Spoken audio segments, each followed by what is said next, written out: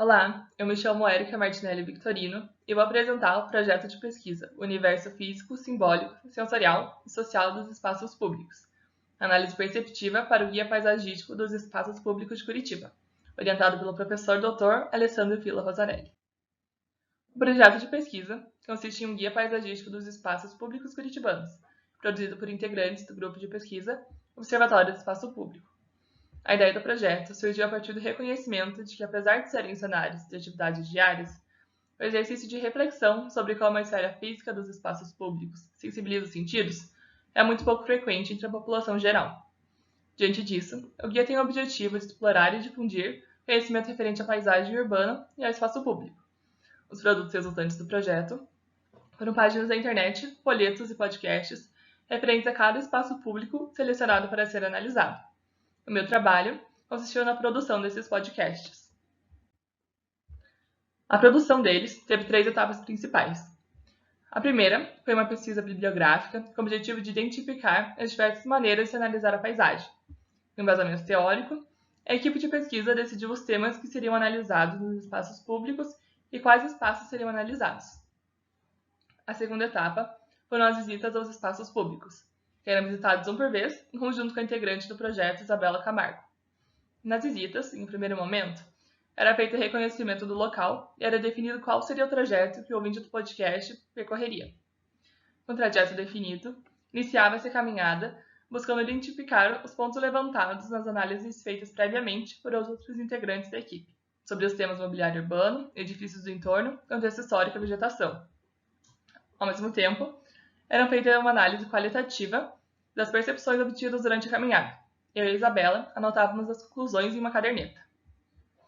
Na terceira e última etapa, todas as informações levantadas eram reunidas e o roteiro do podcast era redigido. Por fim, era feita a gravação e a edição do podcast. Os resultados foram os podcasts da Praça Santos Dumont, Praça General Osório, Rua Comendador Araújo, Rua 15 de Novembro e Rua Barão do Rio Branco.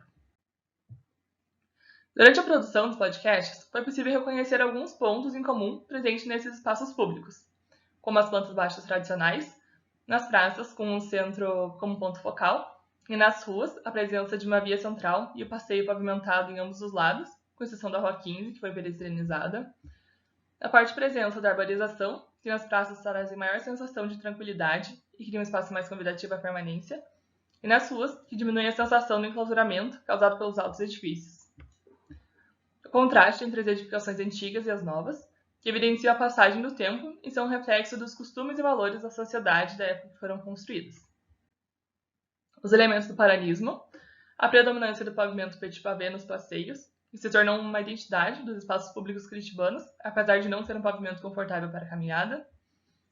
As principais texturas, sendo a do mosaico das pedras portuguesas, dos troncos e das folhas das árvores e das fachadas dos edifícios. A composição de cores do preto, branco e cinza dos pavimentos, verde e marrom da vegetação e o colorido das edificações.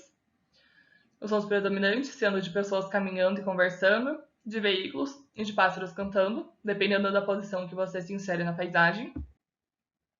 A presença de placas informando o monitoramento da área por câmeras, que expressam uma sensação de insegurança na região.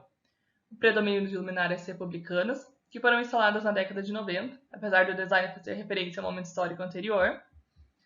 A posição das maiorias dos bancos, que estavam voltados para o centro do espaço público e que convidam à contemplação da paisagem.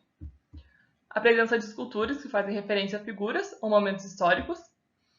E problemas com a acessibilidade, uma vez que havia piso tátil em todos os espaços públicos analisados, mas com uma manutenção falha, o que pode levar a sérios acidentes.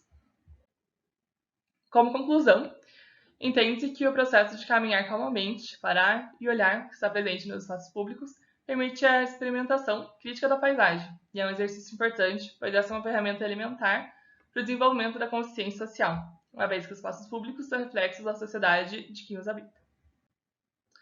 Essas foram as referências utilizadas no projeto, e eu agradeço a atenção de vocês.